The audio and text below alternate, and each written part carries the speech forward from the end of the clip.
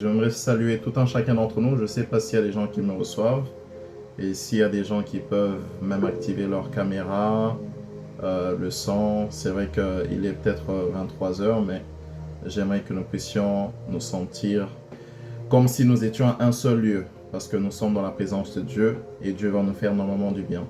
Alors, tel qu'elle a dit, je vais rapidement encore me présenter. Je suis le ministre Kevin Moussassa, j'évolue ici en Suède. Je suis présentement en Suède, il est minuit 20. Je suis là, responsable de l'antenne La Voix la Puissance Divine, qui est le ministère que l'homme de Dieu, le prophète Francine Awala, a reçu comme vision de la part du Seigneur. Et je suis le responsable au niveau de la Suède. Donc, merci encore à l'homme de Dieu, Serge. Je ne sais pas s'il est connecté, mais s'il n'est pas là, prière de passer mes salutations et mes remerciements aussi à l'homme de Dieu pour cette marque de confiance. Alors, sans plus tarder, j'aimerais que nous puissions prendre la parole de Dieu. Ensuite, nous allons prier. Je sais que c'est un passage qu'on a lu et relu pendant tout ce mois de juin, mais j'aimerais encore le reprendre. Et on va prendre aussi un deuxième passage, si cela ne vous dérange pas. Alors, nous sommes dans le livre de Lévitique, chapitre 6, à partir du 1er jusqu'au 6e verset. On va commencer par là. Lévitique 6, à partir du 1er jusqu'au 6e verset. Donc, je disais donc Lévitique 6, à partir du 1er jusqu'au 6e verset. Déjà, il faut que je retraduise ma Bible en français. Lévitique 6. Lévitique 6, à partir du 1er. On va prendre quelle version? On va prendre 8 secondes. Je lis au nom du Seigneur. L'Éternel parla à Moïse et dit, « Donne cet ordre à Aaron et à ses fils, et dit, voici la loi de l'Holocauste. L'Holocauste restera sur le foyer de l'autel toute la nuit jusqu'au matin, et le feu brûlera sur l'autel. Le sacrificateur revêtira sa tunique de lin et mettra des caleçons sur sa chair. Il enlèvera la cendre faite par le feu qui aura consumé l'Holocauste sur l'autel, et il la déposera près de l'autel. Puis il quittera ses vêtements et en mettra d'autres pour porter la cendre hors du camp dans un lieu pur. Le feu brûlera sur l'autel, il ne se teindra point. Chaque matin, le sacrificateur y allumera du bois, arrangera l'Holocauste et brûlera la graisse des sacrifices d'action de grâce. J'aimerais bien qu'on souligne cette deuxième partie. Le sacrificateur y allumera du bois, arrangera l'Holocauste et brûlera la graisse des sacrifices d'action de grâce. Le feu brûlera continuellement sur l'autel, il ne se teindra point. La deuxième portion des Écritures que j'aimerais que nous puissions prendre se trouve dans le livre de Romains, Romains chapitre 8, verset 19. Et c'est par là qu'on va commencer. Romains 8 et le verset 19. Romains 8, verset 19. Romains 8, verset 19. Je vais encore lire dans le nom du Seigneur Jésus. Aussi, la création attend-elle avec un ardent désir la révélation des fils de Dieu. Certaines versions disent la manifestation des fils de Dieu. Amen. J'espère que vous êtes toujours là. Est-ce que vous m'entendez? Vous êtes toujours là? Amen. Merci Seigneur. J'aimerais que nous puissions prier avant d'entrer dans les Écritures. Éternel Dieu, je te remercie pour ta parole. Je te remercie pour ce thème que tu as inspiré à ton serviteur. Permets-moi de pouvoir transmettre ta pensée pour cette nuit afin que tes enfants soient bénis et que ton onction puisse couler au milieu de nous pour nous permettre de faire ce service, et ce dans le nom de Jésus. Amen. Que le nom du Seigneur soit glorifié. Allumer et entretenir sa flamme. Allumer et entretenir sa flamme. Déjà, j'aimerais commencer par le dernier passage que nous avons lu. Romains 8, verset 19 nous révèle une pensée assez particulière. Romains 8 nous révèle que la création nous présente la création comme une entité. Et parlant de la création, Romains 8 dit « La création attend avec un ardent désir, pas simplement un désir, mais un ardent désir, la manifestation ou la révélation, dépendamment de la version, mais la manifestation des fils de Dieu. La manifestation des fils de Dieu. Notez que l'apôtre Paul n'a pas dit la création tout entière attend la manifestation des chrétiens. L'apôtre Paul dit la création tout entière attend la manifestation des fils. Parce que les chrétiens dans le monde, il y en a plusieurs. Les chrétiens dans le monde, selon certaines statistiques, il y a plus d'1 milliard de chrétiens dans le monde. Mais il est possible d'être chrétien sans pour autant être un enfant de Dieu. J'ai entendu une personne dire une fois qu'au finish, nous sommes tous des enfants de Dieu. On n'est pas tous des enfants de Dieu. Nous sommes tous des créatures de Dieu, mais nous ne sommes pas tous des enfants de Dieu. Mais ça, ce n'est pas le sujet de ce soir. La création tout entière attend la manifestation des fils de Dieu. Or, lorsqu'on parle d'un fils, on parle effectivement d'une personne dont les traits rappellent son géniteur. Lorsqu'on parle d'un fils, on parle d'une personne, un fils ou une fille, on parle d'une personne. Donc, quand on regarde cette personne, quand on regarde le fils, on peut retrouver des traits, c'est-à-dire des choses, des qualités, des éléments qui rappellent son géniteur, qui rappellent son père. Ce détail est très important. Maintenant, parlons maintenant des fils de Dieu. Si la création attend les fils de Dieu, c'est que la création attend de tout un chacun d'entre nous que nous puissions refléter notre Père qui est Dieu. Donc, lorsque la création nous observe et nous regarde, la création veut voir dans le frère Randy, la création veut voir dans la sœur Christelle, dans la vie de la sœur Christelle, des traits, des éléments qui rappellent Dieu le Père. Or, parmi les milliers de qualifications et des choses qu'on a utilisées, que la Bible utilise pour pouvoir décrire Dieu, la Bible appelle Dieu comme, ou qualifie Dieu d'un feu dévorant. J'aimerais que nous puissions nous focaliser sur cette définition, sur cet attribut. La Bible appelle Dieu un feu dévorant.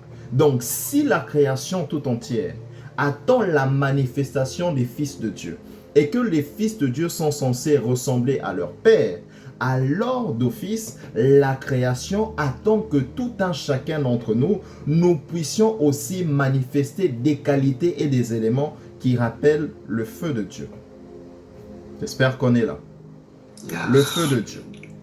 Le feu de Dieu. Donc la création est en train de rechercher des hommes et des femmes enflammés. La création, je vais encore pousser le bouchon plus loin, la création est en train de rechercher des hommes et des femmes feu.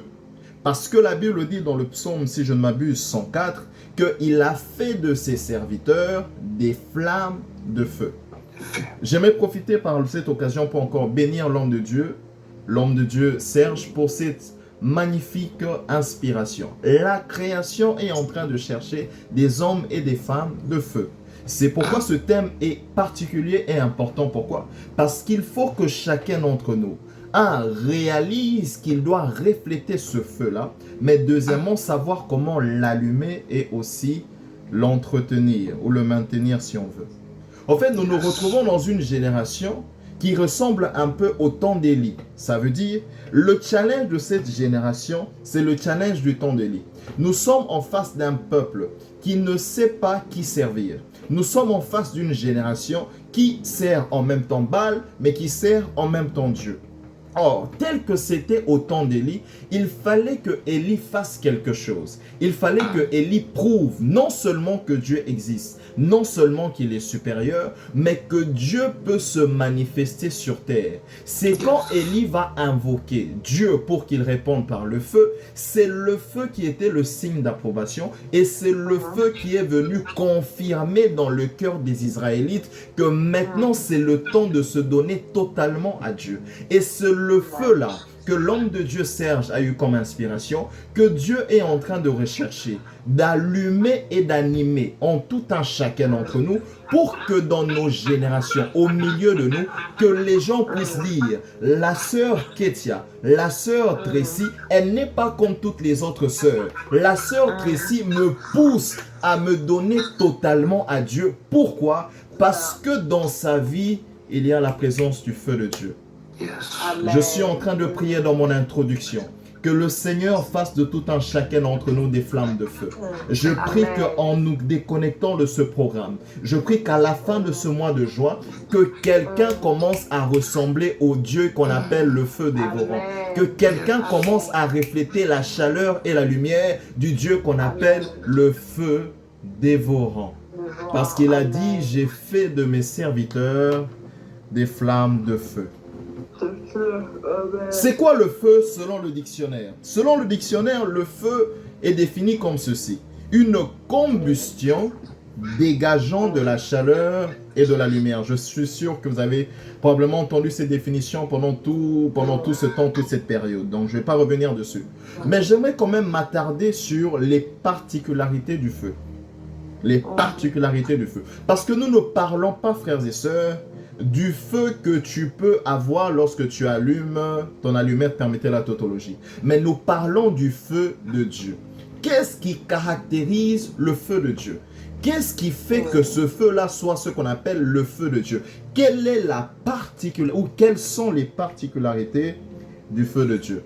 La première chose, c'est ce que j'ai dit dans mon introduction. Le feu de Dieu est d'abord un signe d'approbation. Lorsque Dieu libère son feu dans la vie d'un homme, Dieu est en train de dire à cet homme-là et à tous ceux qui sont autour de cet homme que j'approuve cet homme et j'approuve ses voies. Les prophètes de Baal sont allés au mont Carmel. Ils ont prié et invoqué Dieu. Ils ont prié et invoqué leur Dieu, pardon. Il n'a pas répondu. Mais Élie va aussi au mont Carmel et il invoque son Dieu. Si Dieu ne répondait pas par le feu, alors les autres allaient se dire peut-être que ce Dieu, son Dieu, n'approuve pas ses voies. Mais lorsque Dieu a répondu par le feu, il a d'ailleurs dit qu'on sache que tu es Dieu et que je suis ton serviteur. Et c'est le feu qui a prouvé que Élie était réellement un serviteur de Dieu. Donc le feu est premièrement un signe d'approbation. C'est pourquoi Gédéon, lorsqu'il rencontre l'ange de l'Éternel, la Bible dit qu'il dit à l'ange, si c'est vraiment toi et que j'ai obtenu grâce à tes yeux, reste ici, je vais aller prendre mon sacrifice et j'apporterai mon sacrifice. Et lorsque Gédéon ramène son sacrifice, qu'est-ce que l'ange va faire? Il va poser sa main ou son bâton, je ne me rappelle plus de l'histoire exactement, mais il va poser un acte qui va faire que le feu va surgir et consommer. C'est à ce moment-là que Gédéon a su, ah, j'ai trouvé grâce aux yeux de Dieu. Le feu est un signe d'approbation. Or, là où Dieu a approuvé un homme, voici ce que le feu aussi a comme particularité, c'est que le feu te distingue. Yes. Le feu de Dieu te distingue. Le feu de Dieu te distingue. Le feu est toujours le signe de Dieu, le signe du ciel aux hommes, que la personne qui reçoit le feu, non seulement je l'approuve, mais je la distingue parmi vous. J'aime cette chanson du pasteur Moïse qui dit, du côté de l'Égypte, c'était les ténèbres.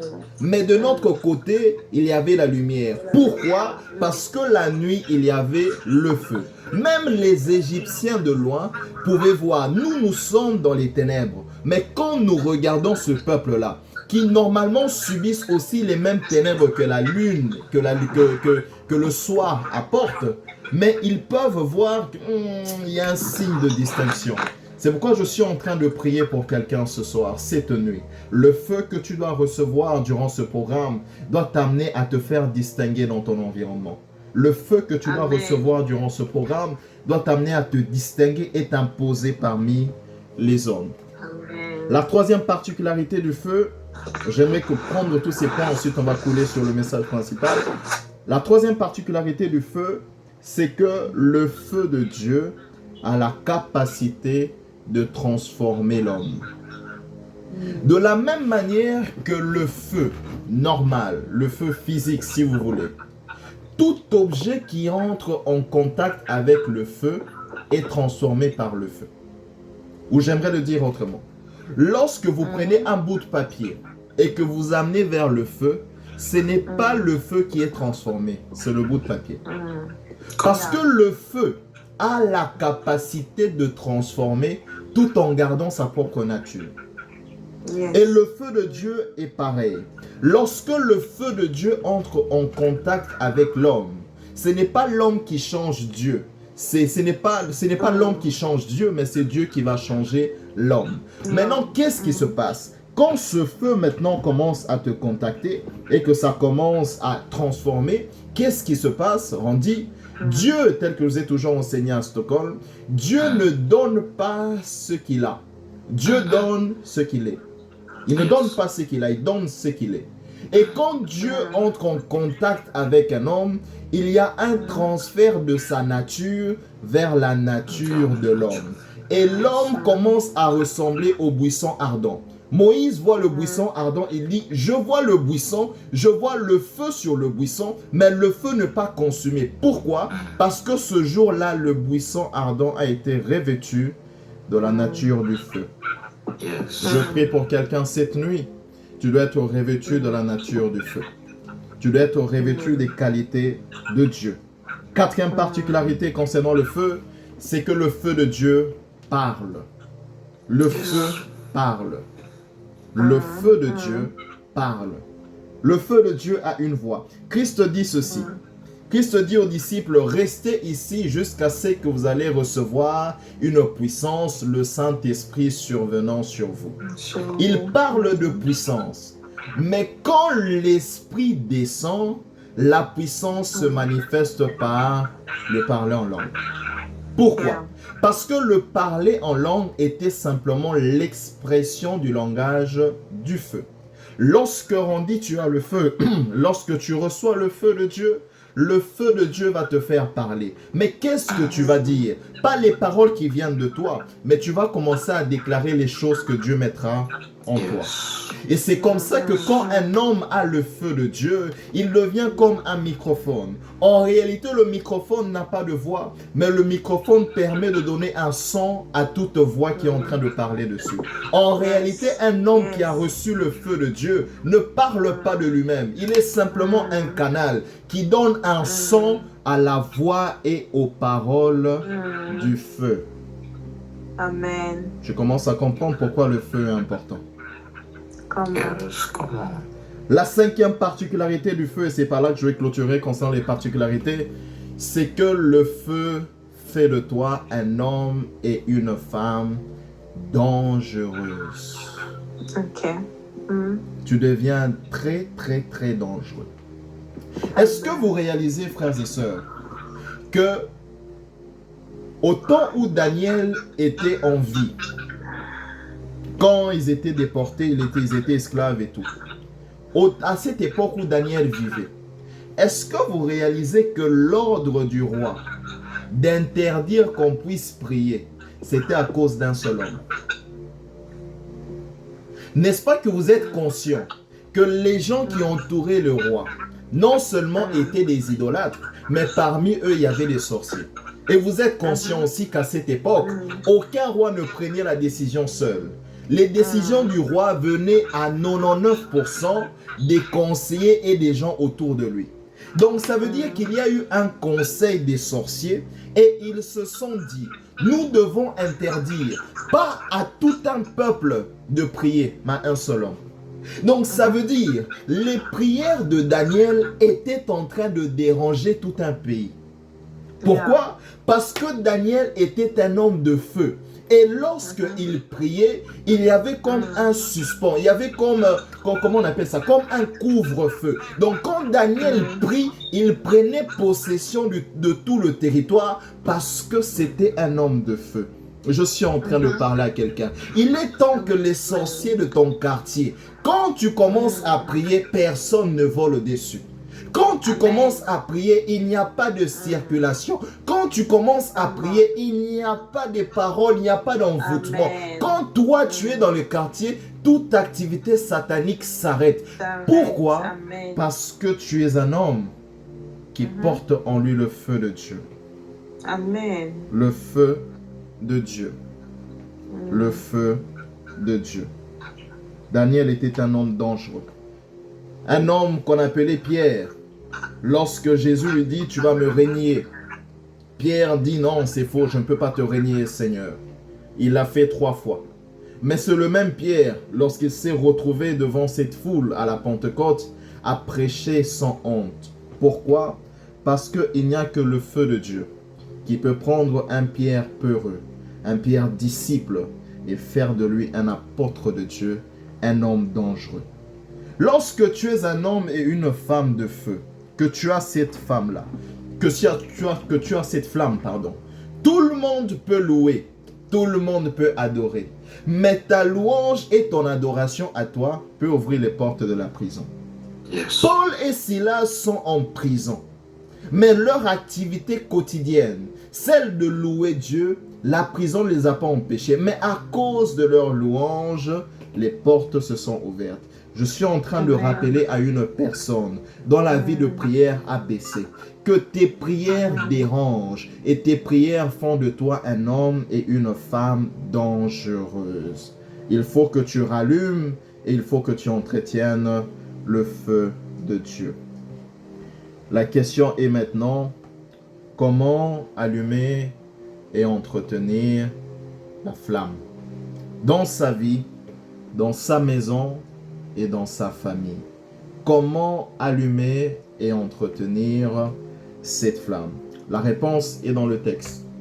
Déjà, le livre de Lévitique nous parle en grande partie du sacerdoce. On retrouve dans le livre de Lévitique, surtout au début, Dieu parle des sacrifices et des lois qui tournent autour des sacrifices. Ensuite, il va parler des habits des sacrificateurs, il va parler de l'onction et tout. Bref, le livre de Lévitique est un livre qui parle du sacerdoce.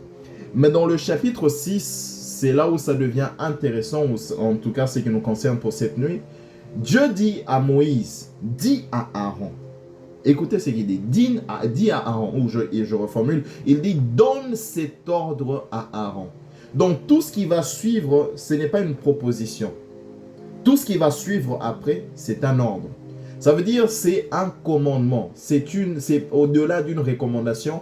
Voici ce que vous devrez observer. Il dit à Aaron, il dit tu vas dire ceci à Aaron. Lorsqu'une personne viendra avec l'Holocauste et qu'il va le poser sur l'autel, il dit il faut que vous allumez le feu et que ce feu-là puisse brûler toute la nuit. Ok? Il parle de l'Holocauste. Lorsque nous parlons de l'Holocauste, ce qui est différent de tous les autres sacrifices, c'est que quand on parle du sacrifice d'Holocauste, c'est un sacrifice où tout l'animal est sacrifié. Tout l'animal est sacrifié. La Bible, la version Parole vivante appelle ça le sacrifice complet. Donc ça veut dire en lingala pena mobimba. Donc on prend l'animal tout entier et on le pose sur l'autel et on allume le feu. C'est ça le sacrifice d'Holocauste où on brûle tout l'animal. Maintenant, ce sacrifice, je ne vais pas entrer dans les détails, mais ce sacrifice prophétiquement voulait symboliser et représenter Christ notre Sauveur qui allait se sacrifier pour plaire à Dieu. Notez bien que je dis plaire à Dieu et non pour la rémission des péchés. Parce que l'Holocauste, lorsqu'on l'offre, c'est pour plaire à Dieu. Christ a dit, tu n'as voulu ni sacrifice, ni holocauste. Donc il y a une distinction entre le sacrifice d'holocauste et les autres sacrifices. Voici, tu m'as formé un corps et je viens pour faire ta volonté. Le sacrifice d'holocauste, prophétiquement parlant, voulait simplement annoncer que Christ allait venir et il allait se donner totalement pour plaire à son Père. Mais cela ne nous intéresse pas pour cette nuit. Spirituellement parlant, ce sacrifice-là voulait simplement représenter la responsabilité de l'homme d'emmener son sacrifice et la responsabilité de Dieu de répondre face au sacrifice de l'homme. Je vais réexpliquer ça, je vais reprendre ça. Spirituellement parlant, lorsqu'on amenait un sacrifice, on amenait son holocauste, spirituellement c'était à l'homme de se présenter, de présenter son sacrifice, un sacrifice complet pour plaire à Dieu, mais c'était la responsabilité de Dieu de pouvoir répondre face à ce sacrifice. Ça veut dire, ce n'est pas l'homme qui allume le feu, c'est Dieu qui allume le feu. J'espère que vous êtes toujours là. Yes. Ce n'est pas l'homme qui allume le feu, mais c'est Dieu qui allume le feu. Pourquoi? Parce que le feu est une combustion. Et si le feu est une combustion, alors le feu est une réaction de Dieu par rapport à un acte que l'homme a posé. Le feu, je dis, est une réaction de Dieu par rapport à un acte que l'homme a posé. Les disciples sont restés à Jérusalem. Ils n'ont pas fait le tourisme. Ils sont restés en train de prier. C'est à cause de leur prière que Dieu a réagit. Les sacrificateurs sont en train de sacrifier, inaugurer le temple. Ils entrent avec le sacrifice. C'est à cause de leur sacrifice que Dieu a répondu en faisant descendre sa gloire dans tout le temple. Le feu de Dieu est la réaction de Dieu par rapport à un acte que l'homme a posé pour lui dire « J'approuve ton sacrifice et si j'approuve ton sacrifice, je t'approuve aussi toi. » Ne peut faire descendre le feu que celui qui a préparé le bois et le sacrifice. Amen. Ne peut faire descendre le feu que celui qui a déjà préparé le bois, mais aussi le sacrifice. Comment allumer sa flamme? On allume la flamme avec un sacrifice d'holocauste. Là où il n'y a pas de sacrifice sur l'autel, il n'y a pas de feu. Parce que le feu est pour le sacrifice, c'est que la pluie est pour la semence. Vous savez, lorsque vous réclamez la pluie et qu'il commence à pleuvoir, la pluie n'a aucun sens s'il n'y a pas de semence sous la terre. Donc, celui qui réclame la pluie doit d'abord se rassurer, je ne sais pas pourquoi je le dis, doit d'abord se rassurer qu'il a de la semence sous la terre pour que la pluie vienne faire ressortir ça. Le feu est pour le sacrifice, c'est que la pluie est pour la semence. Celui qui veut attirer le feu doit d'abord poser le sacrifice. Là où il n'y a pas de sacrifice, le feu ne descendra pas. Amen. Parce que c'est Dieu qui doit allumer ce feu. C'est Dieu qui doit allumer ce feu. C'est la présence de l'holocauste sur l'autel de ton cœur qui va attirer la flamme sur ta vie. Maintenant, c'est quoi l'holocauste? Je suis toujours en train de parler dans les termes de l'Ancien Testament. L'holocauste, c'est tel que je dis, c'est un sacrifice complet. Ça veut dire, c'est se donner totalement pour plaire à Dieu. Pour plaire à Dieu. Or, là où, frère, on dit, l'homme s'offre totalement, là où l'homme s'offre totalement à Dieu, il n'offre plus simplement un sacrifice, mais il devient une adoration. On est là? Il ne faut pas dormir. Chez nous, il est bientôt 1h. Vous êtes encore à 23h. Là où l'homme se sacrifie, là où l'homme se donne totalement à Dieu, il n'apporte plus simplement un sacrifice, mais il devient une adoration. Une des expressions de l'adoration, parce que l'adoration, ce n'est pas les chansons qui ont un rythme un peu lent. Une des expressions de l'adoration s'exprime par des chants. L'adoration s'exprime par des cantiques, mais l'adoration s'inspire aussi par la prière. Ça veut dire, s'exprime, pardon. Là où un homme prie, il peut aussi faire ce qu'on appelle la prière d'adoration. La prière d'adoration. Quelle est cette prière? C'est quoi la prière d'adoration? C'est une prière qui est centrée, qui tourne autour de la personne de Dieu. C'est le genre de prière où quand tu rentres dans la présence de Dieu, tu ne viens pas pour demander. Tu commences simplement par le contempler. Tu commences simplement par l'élever. Tu commences simplement par te focaliser, en te focalisant sur ses attributs et la personne de Dieu. Et celui qui veut attirer le feu de Dieu doit apprendre par sa prière à offrir à Dieu un sacrifice d'holocauste, c'est-à-dire une prière d'adoration. D'adoration. J'aime comment Christ le dit. Christ dit ceci, Esther, il dit, « Désormais, vous verrez maintenant les anges de Dieu monter et descendre. Pas sur Bethel, parce que c'était le cas pour Bethel. Mais dit, vous verrez les anges de Dieu monter et descendre sur le Fils de l'homme. » Ça veut dire, si le Fils de l'homme est à Jérusalem, c'est là-bas que le feu va le trouver. Si le Fils de l'homme est en Galilée, c'est là-bas que le feu va le trouver. Pourquoi? Un homme qui devient une adoration devient un autel ambulant. Et l'autel ambulant qu'il devient fait de lui la localisation du feu. Le feu ne cherche plus un endroit, le feu cherche un cœur qui s'est donné totalement pour le Seigneur. Totalement pour le Seigneur.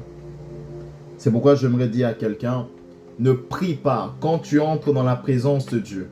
Ne prie pas simplement pour des choses que tu aimerais avoir, même si c'est bien. Ne prie pas simplement pour ces choses, mais apprends, tel que la Bible dit, à offrir ton holocauste, à présenter ton sacrifice, ton adoration. Ne passe pas une journée sans pour autant exprimer une adoration à Dieu. Ne passe pas une journée, ne passe pas une prière sans pour autant prendre le temps d'adorer Dieu. Parce que Dieu répond toujours favorablement à l'adoration des hommes. Toujours. Toujours. C'est pourquoi la Bible dit maintenant dans Romains 12, verset 1, « Frères, offrez-vous, offrez vos membres comme quoi? Comme un sacrifice vivant, ce qui sera un culte raisonnable. » J'aimerais dire ceci, nous sommes des sacrificateurs selon Christ. Pourquoi?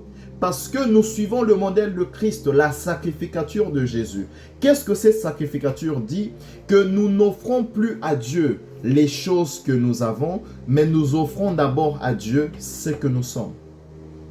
Christ s'est offert comme une adoration, alors moi et toi aussi, nous devons nous offrir à Dieu comme une adoration. Nos vies comme un sacrifice, mais aussi dans nos vies de prière, adorer Dieu. Adorer Dieu. Adorer Dieu.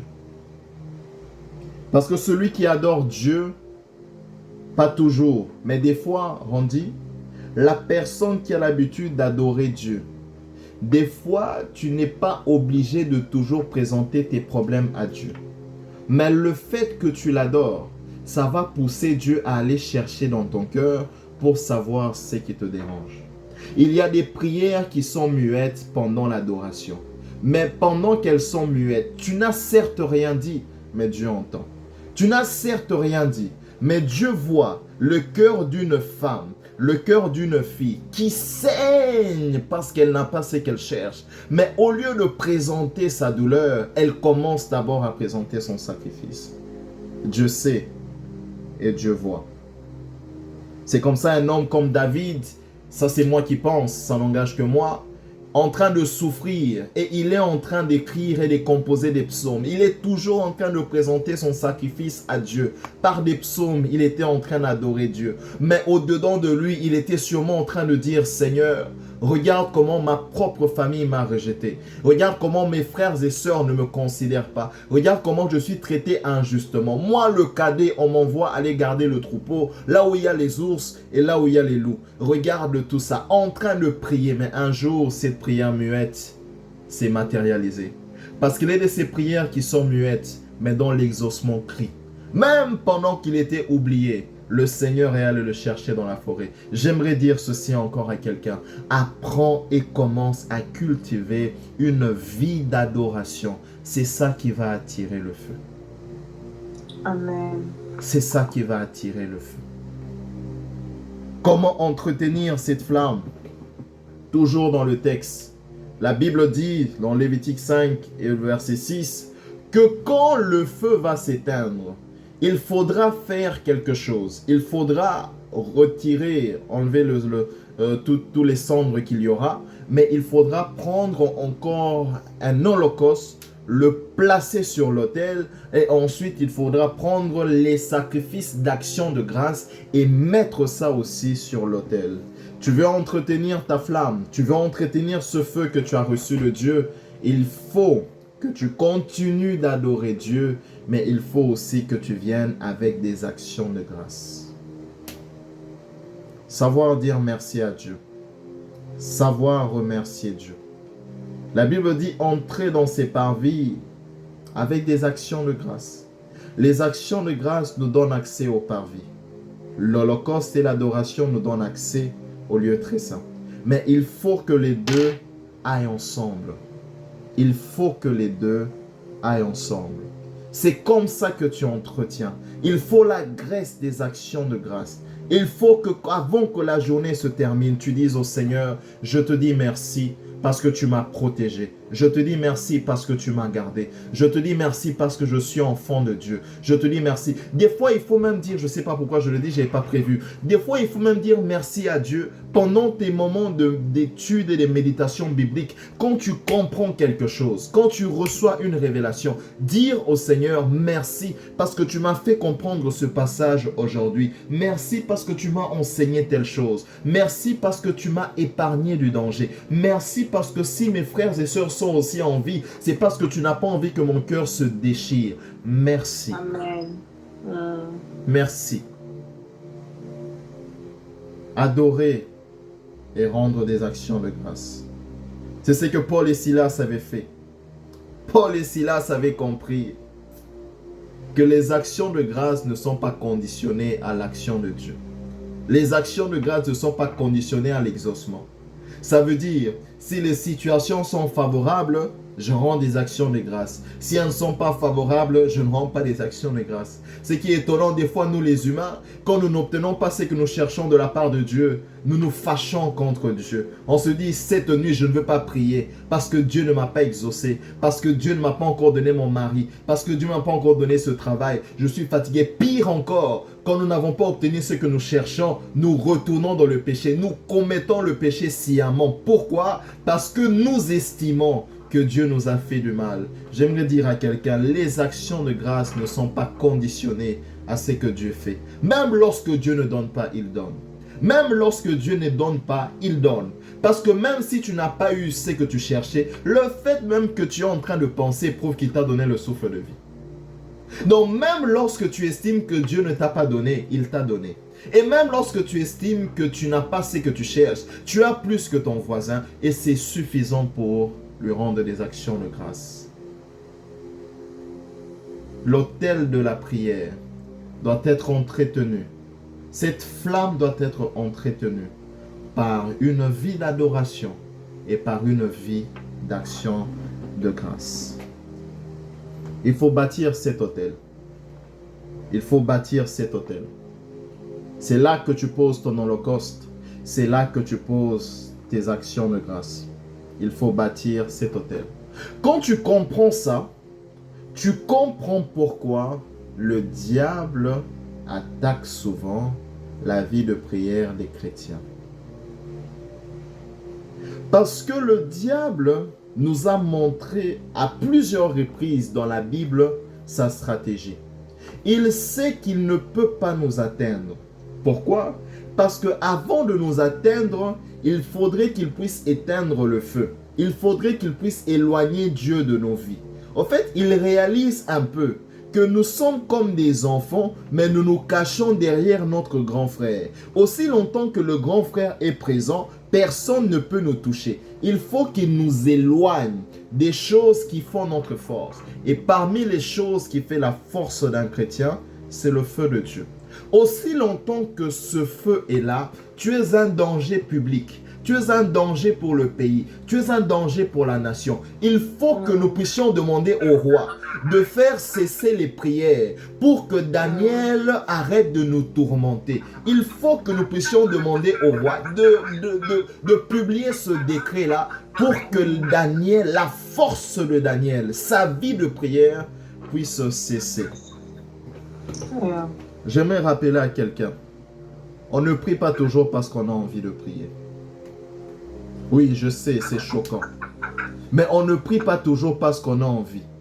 Des fois, nous voulons prier parce que nous sentons, j'ai senti la présence de Dieu. J'ai senti, j'ai eu le chair de poule. J'ai senti, j'ai senti ce vent qui a soufflé. J'ai ressenti X, j'ai ressenti Y. Aujourd'hui, je me suis réveillé, j'avais envie d'adorer Dieu. On n'adore pas Dieu parce qu'on a envie. On ne prie pas parce qu'on a toujours envie. On ne présente pas des actions de grâce parce qu'on a toujours envie. D'ailleurs, David a dit, Oh mon âme, pourquoi t'as battu? Bénis l'Éternel et souviens-toi de ses bienfaits. Je suis sûr que pendant qu'il lisait, il était en train d'écrire ce psaume-là, il n'avait pas ce qu'il cherchait de la part de Dieu. Mais il s'est dit qu'il donne, qu'il ne donne pas, mes actions de grâce, mon holocauste ne dépend pas de ce que lui donne. Mais mon holocauste, c'est ma responsabilité de l'apporter sur l'autel si je l'aime et si je cherche, si je veux le plaire totalement. Il ne s'agit pas de toi. Il ne s'agit pas de toi. Que tu aies envie de prier ou pas, mon frère, ma soeur, tu dois te discipliner. Parce que la force de la prière, c'est dans la constance. La force d'une vie d'adoration, c'est dans la constance. La force d'une vie d'action de grâce, c'est dans la constance. Ça veut dire, ce n'est pas des choses que tu fais par délestage. L'élo sali, demain tu ne fais pas. Non, tu fais ça quotidiennement. Tel que Lévitique 6 dit, le feu doit brûler sur l'autel continuellement. Continuellement, ça veut dire que ça doit être constant. Lundi, on trouve le feu. Mardi, on trouve le feu. En janvier, on trouve le feu. Durant le mois d'août, on trouve encore le feu. Le mois de décembre, on retrouve encore le feu. Tu perds ton père, on retrouve encore le feu. Tu perds ta mère, on retrouve encore le feu. Tu as perdu ton enfant, on trouve encore le feu. Tu as perdu ton travail, on trouve qu'il y a encore le feu sur l'autel. C'est pourquoi la Bible dit marcher selon l'esprit. Pourquoi? Parce que si nous marchons avec nos sentiments, c'est que nous ressentons, les envies que nous avons, notre vie de prière ne sera jamais constante. En anglais, on dit « practice makes perfect ». Ça veut dire la répétition parfaite l'homme. Or, si la répétition rend l'homme parfait, la constance le maintient dans la perfection. J'aimerais te poser une question. Qu'est-ce qu'il y a sur ton autel de prière? Qu'est-ce qu'il y a sur son autel de prière? Allumer le feu, c'est la responsabilité de Dieu. Mais le feu ne peut pas descendre s'il n'y a pas de sacrifice sur l'autel. Qu'est-ce qu'il y a sur ton autel de prière? Qu'est-ce qu'il y a sur ton autel? Qu'est-ce qu'il y a? Qu'est-ce qu'il y a? Je pense que si Dieu a inspiré ce thème à l'homme de Dieu, c'est parce qu'il y avait plusieurs personnes qui devraient vivre cette réinitialisation. Ça veut dire recevoir, si je peux le dire ainsi, ce feu. Mais il faut que tu prennes une décision. Il faut que tu places tes sacrifices, ton holocauste, et tes actions de grâce sur l'autel. Qu'est-ce qu'il y a sur ton autel? Qu'est-ce qu'il y a sur ton autel? Qu'est-ce qu'il y a sur ton autel?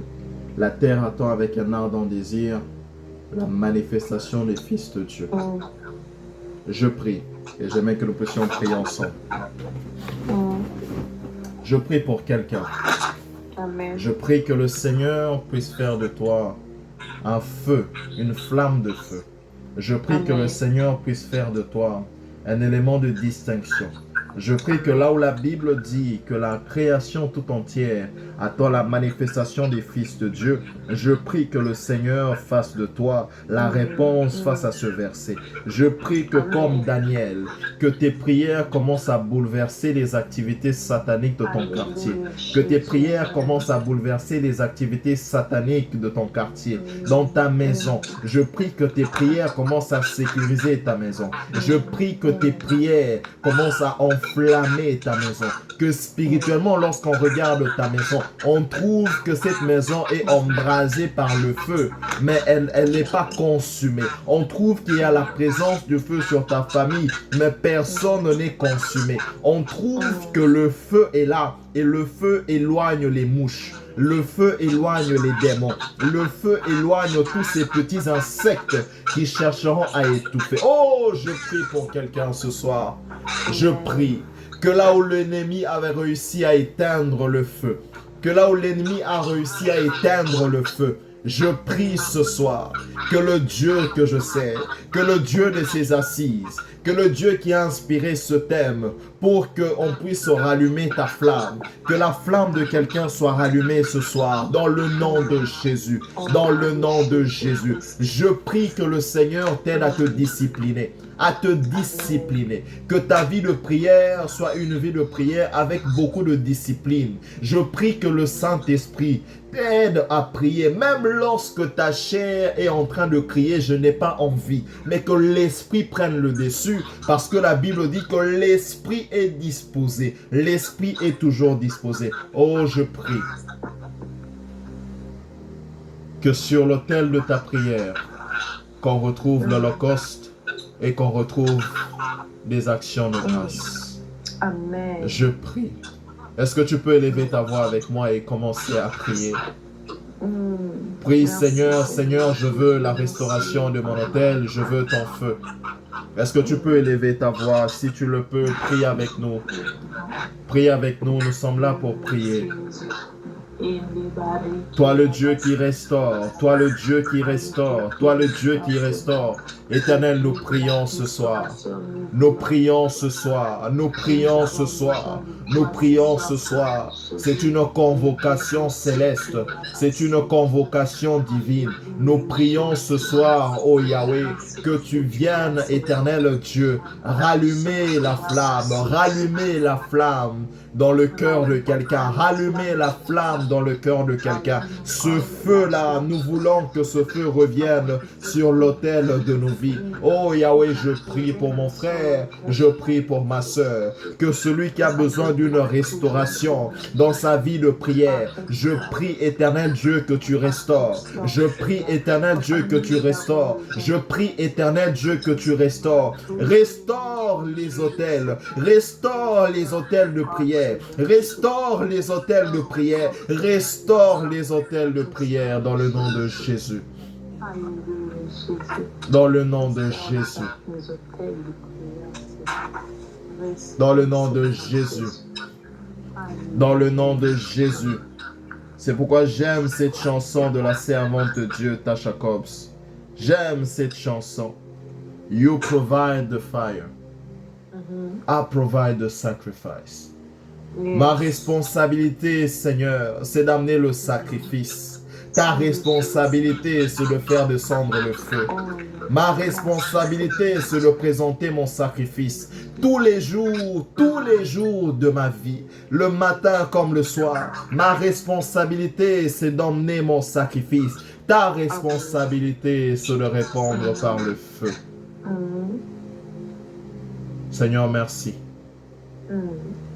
Seigneur, merci. Seigneur, merci. Il y a une personne connectée ce soir, cette nuit, pardon.